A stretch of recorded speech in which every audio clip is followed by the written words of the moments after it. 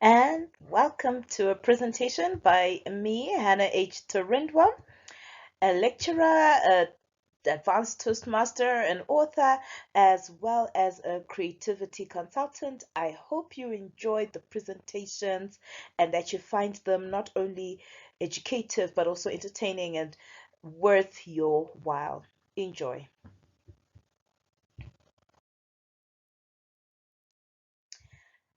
In today's presentation, we will be looking at the M&E plan. This is a two-part presentation. So we'll be talking about how failing to plan is planning to fail. And I know so many people think that when it comes to projects, there's so many plans in quotes and things never go according to plan. But this is what M&E is all about. It's ensuring. In this presentation, the contents are going to be the rationale for M&E. We'll get into a bit of what the M&E plan is. We'll look at the functions and elements of the M&E plan, but we'll only get to go into detail in part 2 of this presentation. And then we'll just have an overview again of the uses of evaluation results. Remember, I'm trying to help people who's this is maybe they've heard about M&E and it's like this mystical creature that people talk about, but the reason that I really want to do it is so that you can realize how monitoring and evaluation can be relevant to you, whether you're doing a small business or you're doing a project. These presentations are just for you.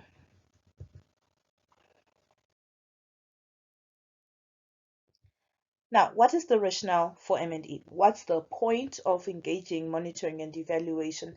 It's important to understand that monitoring and evaluation recognizes the most efficient use of available resources in order to bring the highest value to an intervention or project or a program.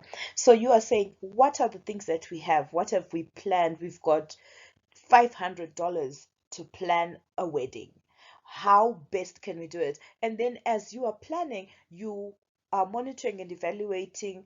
Do we need to buy? So we said we're going to, instead of buying flowers, we're going to grow our flowers for 3 months, and then after 3 months we use them. So did we buy the proper seeds? Did we grow them in the right season? All those things, you're looking at that and you're saying, okay, how efficiently can we do this?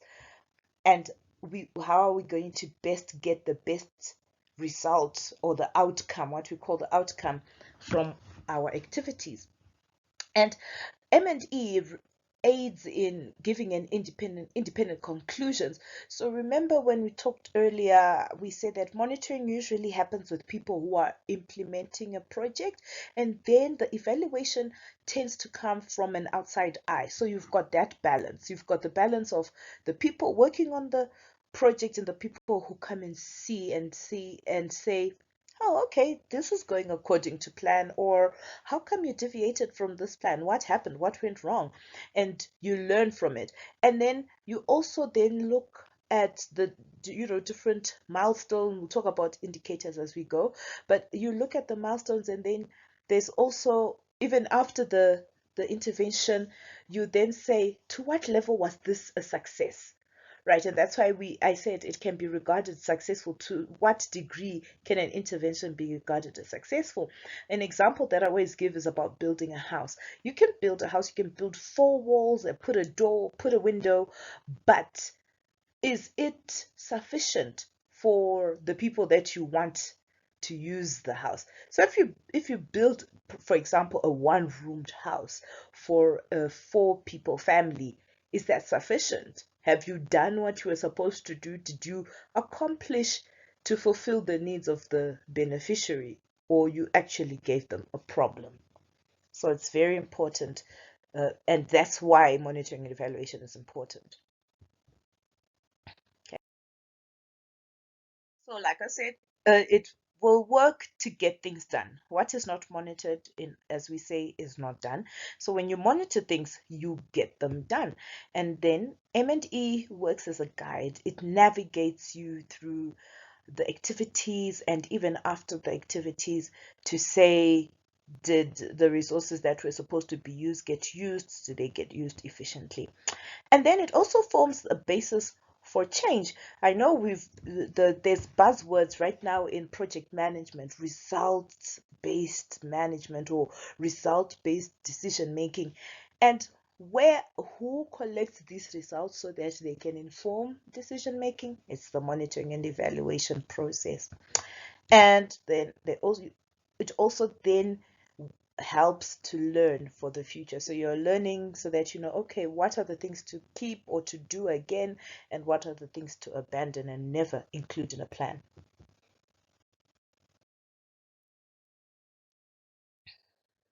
Now, let's get into just an overview of what the M&E plan is all about. A plan, like any other plan, is a roadmap in the form of a document by which the M&E activities will be conducted. So there is a document, there's paper, and there's words. And like all other plans, it has goals. So you've got your broad goals or your major goals, the mountain that you want to climb, and then the specific goals. These are the short-term ones, that the ones that you intend to achieve as you go along. The monitoring and evaluation plan states the key outputs, what are the outputs, as well as the expected outcomes. What do we expect from the monitoring and evaluation exercise? And it can also be a combination of documents guiding the intervention. So it's not just a paper. Monitoring and evaluation plan is more than just one document. And some people will see what is called the monitoring and evaluation framework and think, okay, so that's the document. But we will talk in depth about that and how it's only just part of the monitoring and evaluation plan.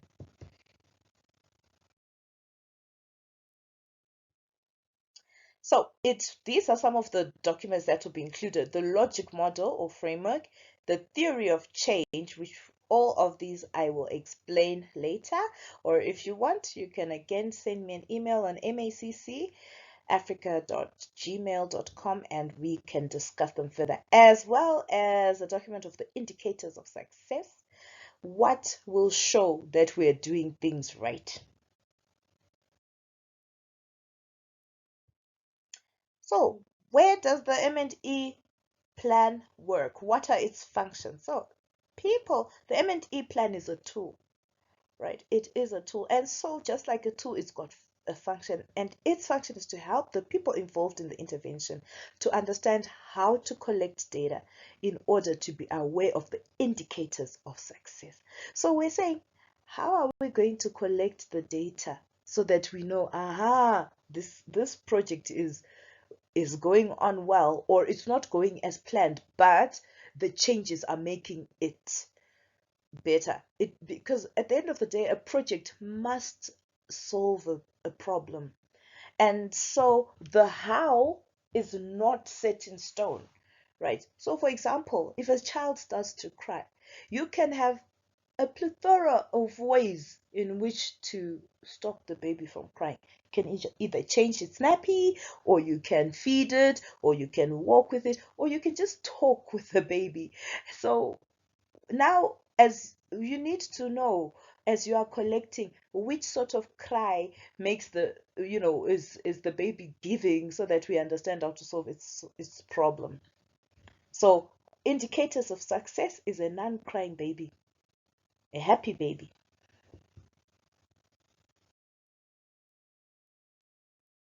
Okay, so there's identification of the problem or the activities that are to be done.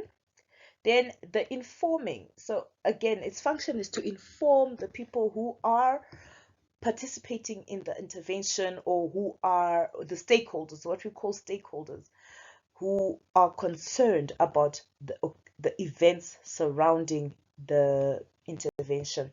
And then to bring awareness. So when we say to bring awareness and inform, it's a bit different, because bringing awareness in itself implies that once someone is aware, there's a change that should take place.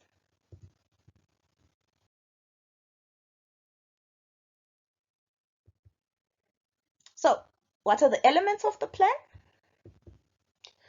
So the plan has the basic anatomy of most plans, plus more, as we alluded to earlier.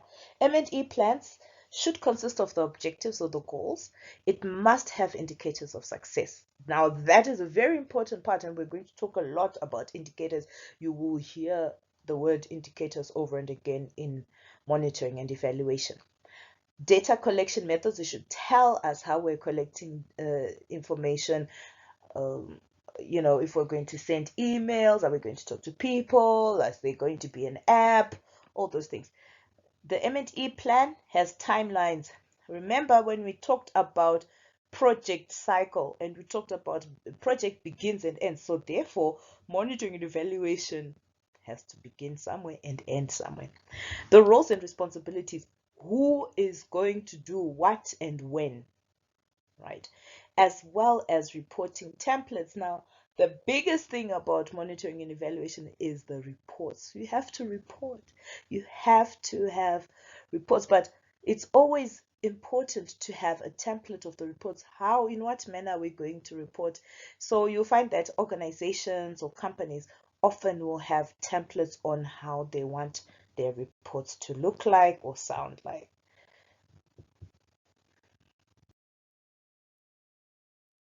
So there's outlined objectives as a summary of the elements of an M&E plan. The objectives are outlined. You are defining success. How do you define success? Those indicators, by setting the indicators and then understanding the activities, understanding why people are doing the things they're doing in the activities during the implementation of the project.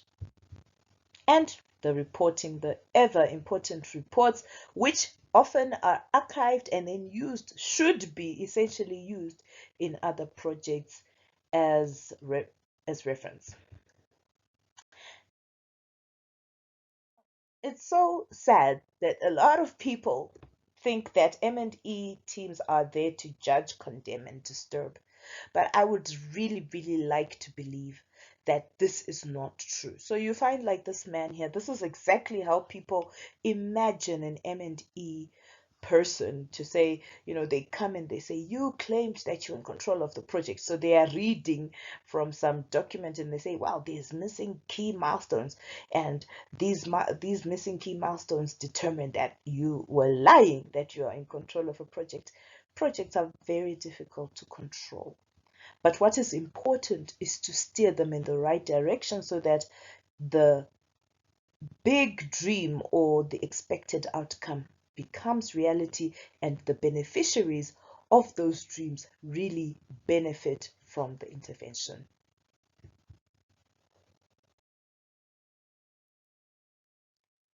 Okay, so how do we use M&E results?